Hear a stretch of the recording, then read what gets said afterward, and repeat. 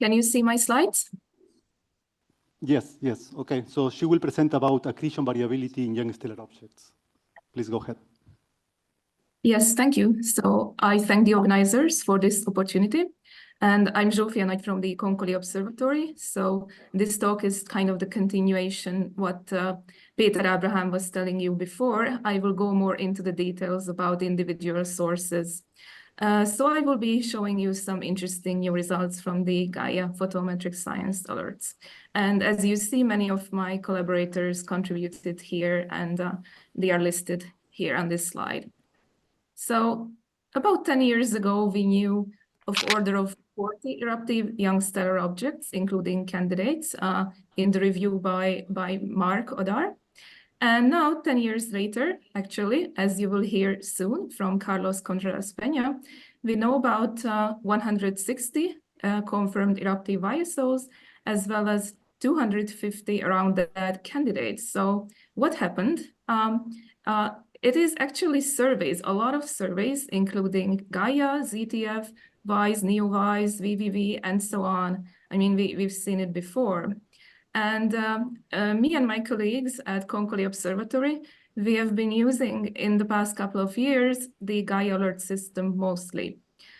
So in the Gaia alert system, we've heard about this before, of course, but there are objects in one single in the G band light curve, which show a significant brightening or fading over a couple of months. So we are studying these light curves, and we are searching for targets, which are YSOs or candidate YSOs, in order to discover some new eruptive young stars. But we are also looking for objects which are potentially YSOs in the long-term bright state and suddenly start to fade in order to find some fjords which may be ending their outbursts. We haven't found any yet. And so we have been monitoring the Gaia alert system daily for a couple of years now.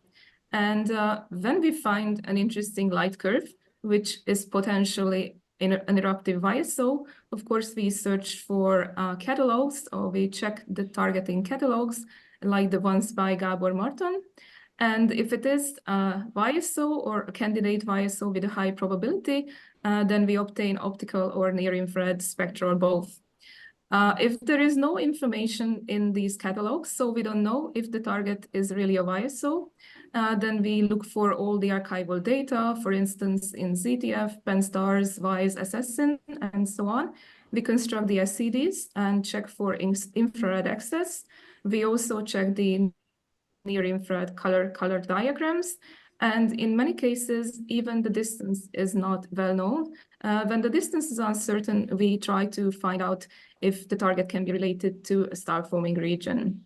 And after all these checks, if the source still looks interesting, then we obtain spectroscopy in the optical and near-infrared. And we also monitor, of course, photometrically these targets. And for the photometry, we mostly use for the targets in the Northern Hemisphere, our own telescope in Hungary at Piszkéstető. And the other telescope we use a lot is at Mount Sohora in Poland. And for the southern targets, we mostly use the RAM. And there is the BH-TOM system, which we can also use rather for the brighter targets, which is a system, a large system of many small telescopes, and it can give you photometry of some sources. So for the spectroscopy, we use all these telescopes listed here, but most of our observations are coming from the NOT, the GTC, the LBT, and the VLTX shooter. So where are we at the moment? After monitoring the Gaia alerts for several years now, we collected a list of more than 140 interesting targets, which can be potentially eruptive young stars. And we collected spectroscopy for more than 50 targets. We found 3 XORs, Gaia 20 EAE, 19 FCT, and the latest one is Gaia 23 BAB. And we found a few fjords as well, Gaia 18 DVY, 21 ELV, and the latest one just submitted by my colleague is Gaia 20 BDK. And we found other types of interesting YSOs, which cannot be classified as either fewers or XORs. For example, Gaia 21 BTY and Gaia 18 CJB. So I will give more details about these targets.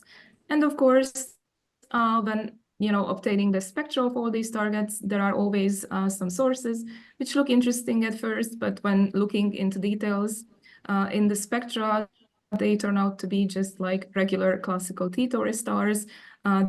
This happened in the case of Gaia 20 BWA and Gaia 20 FGX. On the other hand, in the case of Gaia 17 AFN or V555 Ori, it's a bit more interesting, but it still turned out to be not an eruptive YSO. So in the next couple of slides, I will give you more examples on what we found for these interesting Gaia alerted sources. So Gaia 20 BDK is our most recent viewer discovery. It showed a long-term brightening with an amplitude of about 3 magnitude. It is a class 1 YSO, which belongs to this SH2301 star forming region. It actually did not have a reliable Gaia distance, so we needed to look more into the literature to see what was there. And based on the star forming region and studies on clusters, we found that it is located at around 3.3 kiloparsec. And it is rather a massive object with a mass of about 2.7 stellar mass. So we obtained a spectroscopy. For instance, these are the spectra taken with NTT and IRTF. And as you see, these spectra show typical viewer signatures. And we have been doing some modeling of the SED to obtain an accretion rate. And the best fit is around 1.1, 1.7 times 10 to the minus 5 solar mass per year. So indeed, it looks like a classical viewer. Then another target, Gaia 21 ELV. It was an interesting situation as it was a known YSO to be in a long-term outburst. And it was part of catalogs like the one by Contreras Peña et al. 2019. So we knew that it was a source in an outburst on a long time scale, but there was no spectroscopic confirmation whether it is a viewer. And it also showed this interesting rapid fading of 1.2 magnitude over 18 months. So what can this be? Of course, we got excited, like, is it a viewer which is about to end its outburst? So we obtained some spectra, one with VLTX shooter and one with Gemini. And similar to 20 BDK, it also showed the viewer signatures that we were looking for. This target actually also showed some forbidden emission lines coming from jets. And we wanted to know what this rapid fading was about, which resulted in the Gaia alert. So we took 3 SEDs. One is corresponding to the brightest state, and one is just before the rapid fading, corresponding to the Gaia alert, and one is around the minimum. So we used a model of a steady optical lithic accretion disk, which was used by Agnes Kóspál and in a lot of publications after her paper. We assume a constant accretion rate in the radial direction. And then we end up with best fit AVs and mass accretion rate times stellar masses. And we got that the accretion rate is decreasing, of course. However, also the accretion rate is decreasing, but the AV was increasing during this rapid fading of the source. So it looks like that the Gaia alert was not due to rapid decline of the accretion rate, but it was rather because of increasing extinction. So unfortunately, we are still looking for a viewer which is about to end its outburst. So to continue with viewers, there was another target which looked like a viewer at first, but then it seemed to be a peculiar target. So it's Gaia 21BTY, which was Gaia alerted because of a 3 magnitude brightening over a few months. So after the Gaia alert, we obtained spectroscopy, which really looked like a FUOR. But a couple of months later, if we go back to the light curve, as you see, in about 4 to 6 months, the source in the optical bands, it faded back, almost back to quiescence. And later, when the NEOVISE data points came out, then we found out that it never actually faded in the infrared. So what's going on? So my colleague, Michal Shivak, who's the first author of this paper, his theory is that there may be a large-scale inhomogeneous dust condensation in the line of sight, and the outburst is still ongoing. And well, we will see that in the future. Maybe it will brighten again in the optical. There was another peculiar eruptive young star, Gaia 18CJB. So it's exactly the opposite to Gaia 21BTY, because it shows a light curve which looks like a FUOR light curve with a long-term brightening with an amplitude of 5 magnitude. However, when we obtain its spectra, then we see emission lines, so typical XOR or classical T-Tauri star spectrum. And my colleague, Eleonora Fiorellino, investigated this target, and she found mass accretion rates, which are very similar to XORs. In fact, in this figure, the black asterisks belong to EX loopy. So this is something which exhibits a light curve similar to a FUOR, but a spectrum similar and accretion rate similar to an XOR. But of course, we found like targets which were easier to classify, like Gaia 19 FCT was Gaia alerted because of an outburst, but when we looked into the archives, we found that it had 5 brightenings since 2015. So the light curve looked promising as for an XOR candidate. There was also an indication of a CO outflow in APEX data by Fernando Cruz and Amira. And we obtained spectroscopy. This is a spectrum taken with Gemini, I believe. And we see some tracers of accretion, also jet tracers. And when we measured the accretion rate, it was a few times 10 to the minus 7. So it's similar to what we measure in XORs. So this is a good XOR candidate. And just lately, last year, there was a Gaia alert for Gaia 23BAB.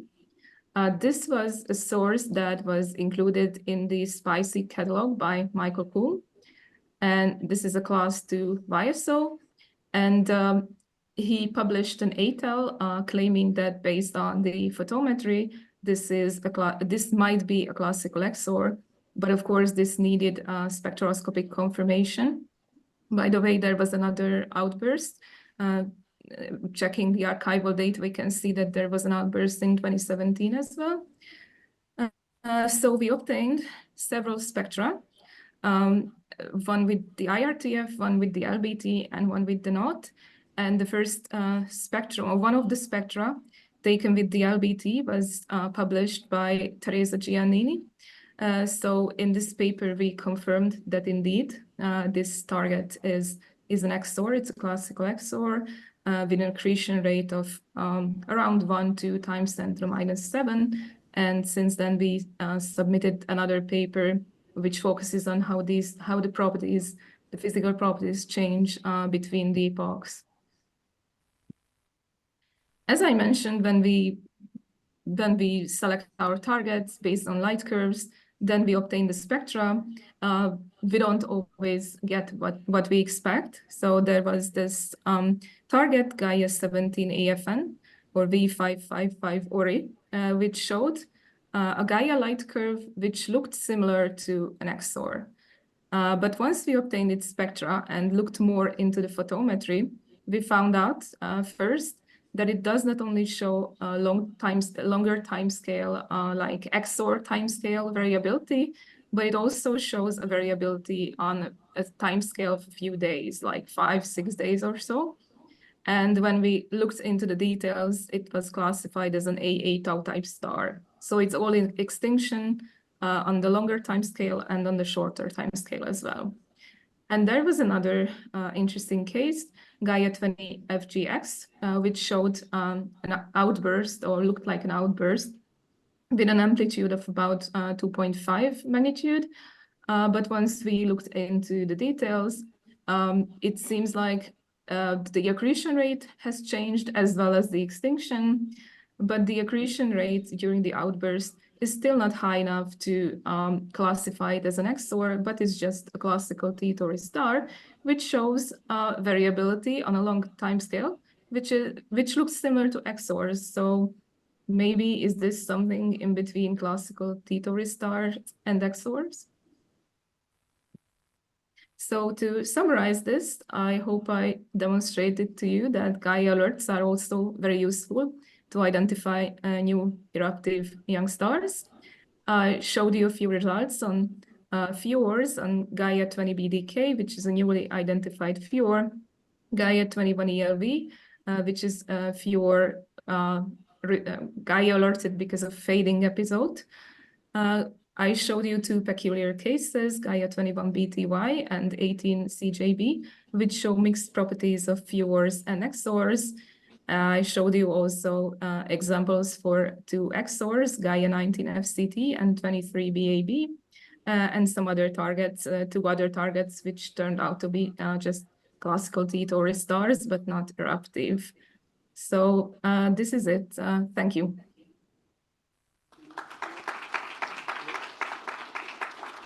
Thank you very much, Zsofia. So we have time for maybe a couple of short questions. In the back, over there.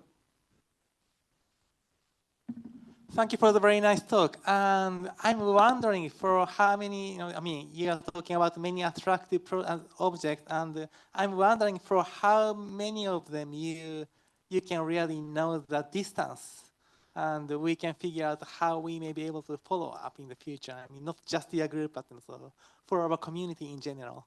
So, do you have any comment on that? Yes, I do. It's a very good question.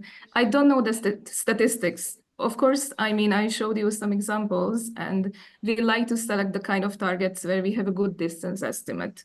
But when we don't have a good distance estimate, then we try to estimate it ourselves. I mean, we can get, like, for example, we take the nearby stars and check the Gaia distances of those and do a little bit of statistics. So we have done this for quite a few cases. But we can also try to, we can assume a few distances and calculate, for example, the accretion parameters and just say like a minimum and maximum value. But yeah, I believe I gave you a very biased review of the candidates where we mostly knew the distances. So it's a good question. We should actually look into the sample that Peter Abraham has shown. And we should look into how many of those have reliable Gaia distances. This is a very good point. Thank you. Thank you very much. So any other short question? Yes, over there, in the back.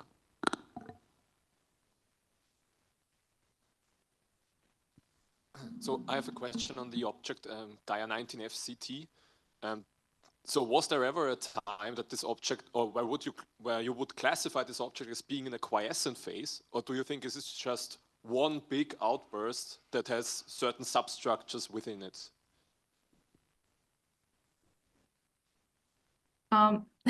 Sorry, what is your question? So Can you repeat the name of the object? Yeah, Gaia 19 FCT.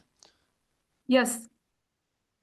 So my question was this object ever in a quiescent phase, or is it like in one big outburst that is just has some substructures within it? Oh, okay, I get your question now. But as you see, well, it looks from these, based on these light curves, that it just goes into an outburst like once every one or 2 years or so. I mean, we can expect this from XORs. So I would say it goes into outbursts from time to time, and in between there is the quiescence. Yes, but we actually studied it during the outburst, not during the quiescence, I think. Okay. Okay, thank you. Thank you very much. Let's thank Zsofia again.